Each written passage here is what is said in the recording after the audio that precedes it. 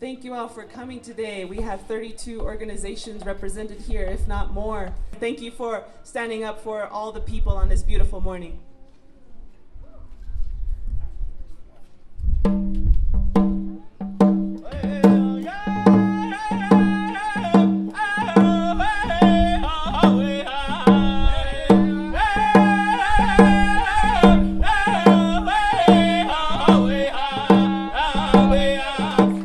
So happy to have you all here. It's a beautiful day to stand up for our people, for the earth, and for all the things that we hold dear.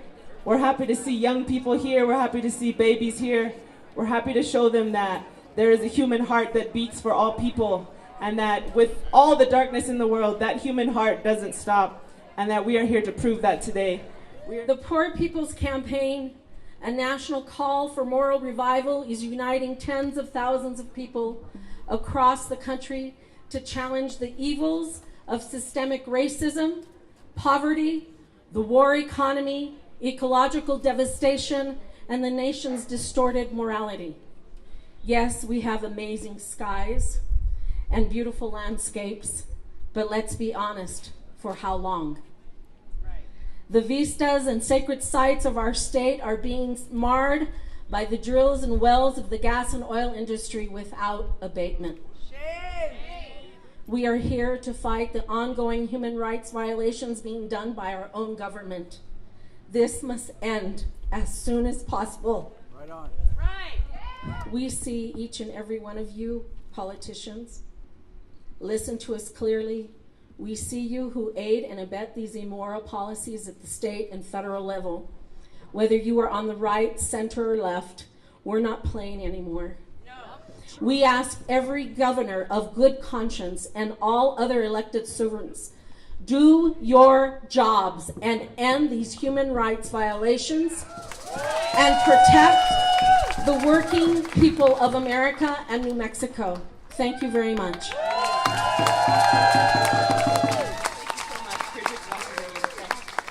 So we call on every governor to wake up, support our students, our teachers, and every educator, and end the testing tragedy. We are here today to give a clear message to these governors. Our struggles are linked. Every day we work with students and parents who are living at the intersections of institutional oppression, and we are here not only to stand up for labor, for collective bargaining, and for public education, but also for the right to breathe clean air, exist without being profiled, love who we want, earn a livable wage, and feel safe in our own communities. We are educators, and we know that the labor movement is a movement for social justice.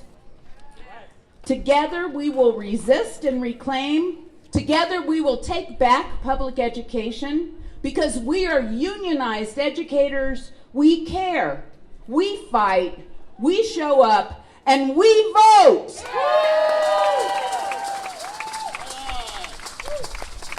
Okay, so we're going to call for a fast and just transition to 100% clean renewable energy like solar and wind, and to spend not one penny more for coal or gas-fired electricity, and to strictly regulate and stop methane leaks from natural gas production, and stop sacrificing indigenous and rural communities to fracking.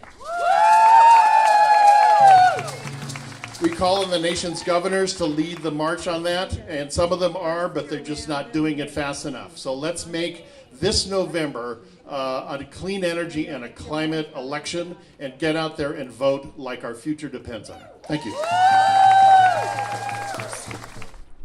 We will introduce this bill again to remove the antiquated statutes so women can be sure to have safe and legal abortions and not go back to the times when I was young and many of my friends had to risk their lives for a personal decision. But to me, it's unconscionable that profit is making us sick. I have a son with a severe disability. The costs of taking care of him are awful. And I don't think that anyone should make a profit on the health of American people. Buenos días, mi nombre es Elizabeth Lara y soy miembro del Centro de Trabajadores de Somos un Pueblo Unido, una organización que lucha con la comunidad inmigrante por los derechos civiles y la justicia social. Soy madre de 4 hijos y tengo viviendo en Santa Fe 17 años. My name is Elizabeth Lara. I'm a member of the Workers Center of Somos un Pueblo Unido, an organization that fights in the immigrant community for civil rights and social justice. I'm a mother of 4 children, and I've been living in Santa Fe for 17 years. Como miles de familias inmigrantes en Santa Fe, respaldo la economía, pago impuestos y formo parte esencial de la comunidad. Like thousands of immigrant families in Santa Fe, we support the economy, we pay taxes, and we form a part of the we are an essential part of the community in Santa Fe. Por muchos años mi familia y yo hemos vivido habíamos sentido a Santa Fe en un lugar digno para vivir y educar a nuestros hijos, sin miedo de salir a la calle, sin miedo a la hora de llegar a nuestros trabajos. For many years, my family and I have felt that Santa Fe is a worthy place to live and educate our children without fear of going onto the street, without fear of arriving at our jobs. Esto ha cambiado en un año.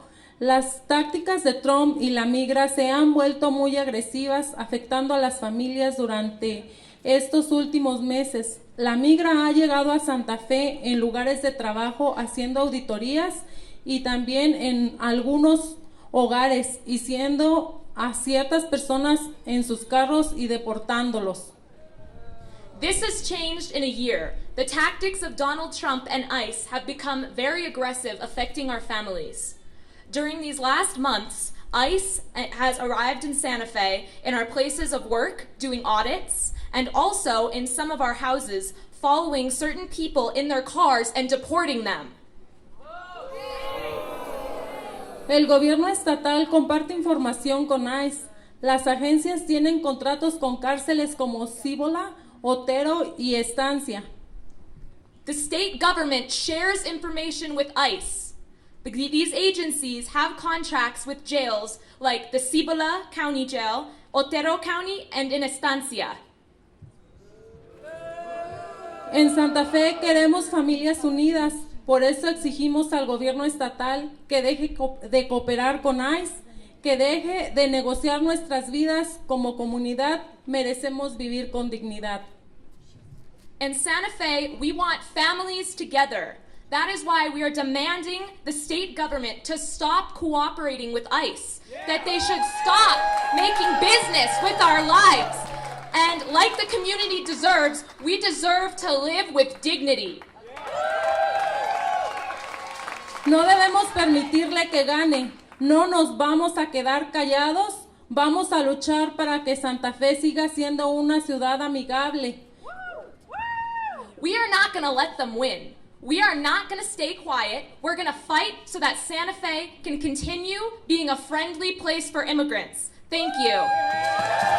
Gracias a todos. The demand of capitalism has commanded a billion-dollar industry known as the prison industrial complex.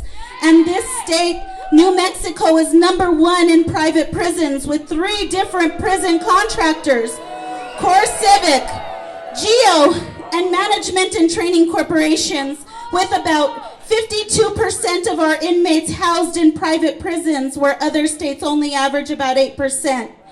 We must abolish these oppressive systems and build systems that respect all humanity. These are the national demands of all those that are behind the walls of federal, state, and immigration prisons. #1, an immediate improvement in conditions that recognizes our humanity. 2, end prison slavery. Pay the prevailing industry wage for their labor. 3, rescind the PLRA, the Prison Litigation Reform Act. 4, rescind Truth in Sentencing Act. No human shall be sentenced to death by incarceration. 5, an immediate end to racial overcharging, over-policing, and over-sentencing of people of color.